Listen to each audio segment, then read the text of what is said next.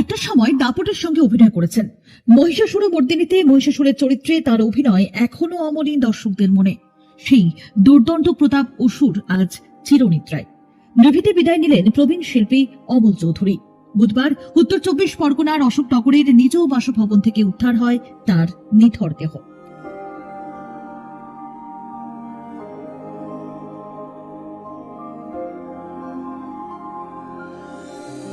সময়ের সঙ্গে সঙ্গে স্পটলাইট যত ম্লান হয়েছে অমলবাবুর জীবনে, ঠিক ততই তাকে আষ্টে পৃষ্ঠে ধরেছে অনটন। দীর্ঘদিন ধরেই রোগ এবং আর্থিক অবস্থা খারাপ থাকায় ঠিকমতো খাওয়া দাওয়া চিকিৎসাটুকুও জোটেনি তার। সেই অবহেলাই প্রাণ কাড়ল অভিনেতার। প্রতিবেশীরা জানাচ্ছেন পরিবারের সঙ্গেই থাকতেন অমলবাবু, তবে সময়ের সঙ্গে সঙ্গে একে একে হারিয়ে ফেলেন আত্মীয়দের। শেষ জীবনে একাই ছিলেন অবিবাহিত অমল। অশোকনগরের সংহতি পার্কের একটি টিনের চালের ঘরে দিন কাটত তার। সেই ঘর ভেঙেই তার নিথর দেহ উদ্ধার করা হয়। শুধু মহালয়ায় নয়, বেশ কিছু সিনেমা এবং মেগাতেও অভিনয় করেছেন অমলবাবু। এখন এই সব কথাই মনে পড়ছে তার প্রতিবেশীদের।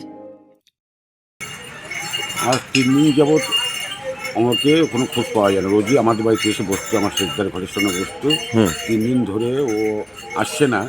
তখন আমাদের একটা সেজদা বললেন যে এরকম ও আসছে না, তুই দেখতো ওকে ডেকে, হ্যাঁ কেন আসছে না। তা ডাকলাম। দুপুরবেলা ওর একজন লোক ছিল, সে এসে ডাকাডাকি করে কোনো সাড়া পায়নি। তারপর সন্ধ্যাবেলা গিয়ে আমি গিয়ে ডাকলাম অনেকবার, তাকে সাড়া দেয়নি। আজকে সকালবেলা আমরা আবার বলে কী ব্যাপার, ও অসুস্থ, হাঁটতে পারতো না ঠিক মতো।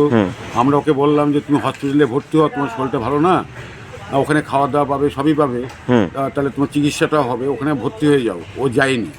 তারপর আজকে সকালবেলা আমরা স্থানীয় কমিশনারকে আমরা বললাম, বলার পরে বললো, স্থানীয় কমিশনার বললো তাহলে ঘরটা তোমরা গিয়ে দেখো কী অবস্থা।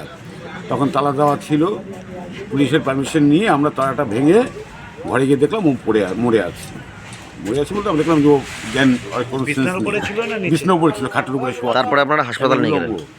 তারপরে আমরা হসপিটালে নিয়ে গেলাম। হসপিটাল থেকে ডাক্তারবাবু বলেন যে মারা গেছে। এবং কবে মারা গেছে আমরা সঠিক জানি না, আমরা বলতে পারবো না। লাস্ট কবে দেখা গেছিল?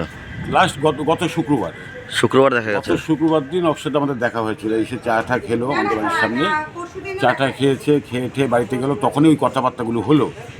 তারপরে ওর সাথে আর দেখা নেই। এখন তো আমরা হসপিটালে নিয়ে গেলাম সকালবেলা। হসপিটালে নিয়ে যাওয়ার পর বললেন যে এরকম পোস্টমর্টম হবে। ভালো অভিনয় করতেন, ভালো লিখতো, আর্টিস্ট ছিল, ভালো ছেলে। আমরা গল্প করতাম, আমরা বলতাম যে ওর কেউ দেখাশোনা কেউ নিয়ে বিয়ে শাদী করেনি, যে তুমি হসপিটালে থাকো বা বৃদ্ধাশ্রমে থাকো, ওখানে খাওয়া দাওয়া পাবে, তোমার সেবা শুশ্রূষা সবই হবে, কিন্তু কথা শুনতো না। মানে ছোটদের আঁকা শেখাতেন অমল চৌধুরী, একই সঙ্গে চলতো অভিনয়ের টুকটাক কাজ। কিন্তু বিগত 1.5 দশক ধরে অভিনয় দুনিয়া থেকে দূরে ছিলেন। রুজি রোজগার তেমন না থাকায় সঙ্গে হয়েছিল নিত্য অভাব আর অনটন। বেশ কিছুদিন ধরে অসুস্থও ছিলেন তিনি। সেই অসুস্থতা আর একাকিত্বের অন্ধকারেই হারিয়ে গেলেন অভিনেতা। আরো লেটেস্ট খবরের আপডেট পেতে ফলো করুন রাতদিন.in।